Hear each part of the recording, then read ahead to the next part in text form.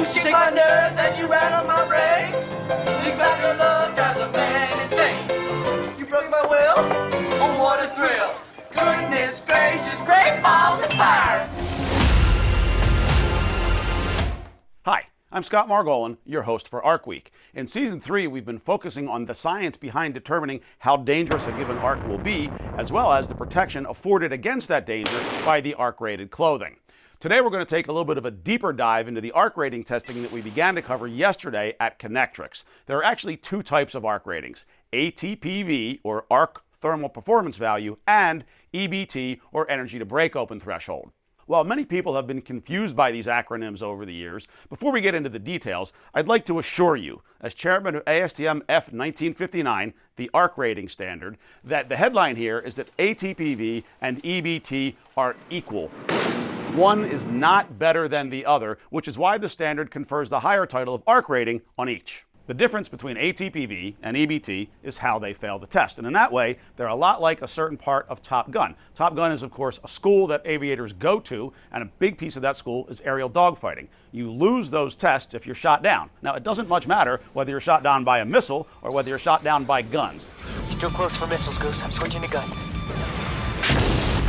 The net result is the same, you failed the test. That's just like ATPV versus EBT. A fabric with an ATPV, you could argue, is stronger than it is insulative because it gets a burn through it before it allows a hole in it, where an EBT fabric, similarly, is more insulative than it is strong because it doesn't allow a burn through it before it allows a hole in it. But either way, they protect the wearer up to the arc rating, and neither one protects the wearer above the arc rating. And the difference between them, just like in Top Gun, is how they fail the test.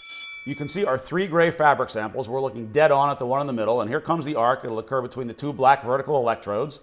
And as the arc and the smoke clear, you can see that the fabric does not have a hole or a crack in it. It's somewhat discolored, which is expected at an arc of this energy. However, the fabric has allowed a burn through it, not a hole in it. Now let's take a look at ATPV again in garment form in a full-scale arc. Here we see the arc in slow motion, and you can see the arc pulsing and pulsing, and as the smoke fades, we'll look at it again from a front view so we can see what the consequence to the garment was. So from our GoPro mount, you get a clear look as the smoke clears, and you can see that the garment does not have a hole in it. We've exceeded the arc rating, as you can tell by the extensive carbonization, but we've got a burn through the fabric, not a hole in it, so this is an ATPV. Now let's turn our attention to EBT fabrics and go back to Kinectrics. Again, we have three fabric samples, navy blue in this case. Here comes the arc, and it's in front of the center sample. And this time you can see at the lower right about now, a crack start to appear. This fabric allowed a crack in it, but not a burn through it. So it is going to get an EBT rating. Now let's see what an EBT looks like in garment form in a full-scale arc.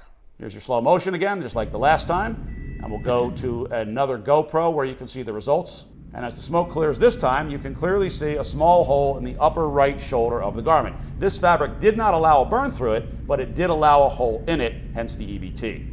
ATPV and EBT are two different species of arc ratings, and in that way, they're a lot like two different species of sharks, and the numbers are even kind of similar. It doesn't much matter if it's an 8-calorie ATPV or an 8-calorie EBT, just like it doesn't much matter if you're in the water with an 8-foot bull shark or an 8-foot mako shark, or, for that matter, with a 14-foot great white versus with a 14-foot tiger shark. The consequences to the person in that arc or with that shark are largely the same. Size matters, species not so much. Yesterday we were at Kinectrics where, of course, the arc ratings are done, so this seems like a really opportune time to revisit and see what their experts have to say about ATPV versus EBT. Hey Brian, what do you think? An arc rating is an arc rating. Neither one is better than the other. It doesn't matter whether it was ATPV and enough energy came through to cause a burn, that's your limit of protection, or enough energy was there to break open the fabric and expose unprotected skin, that's your limit of that protection.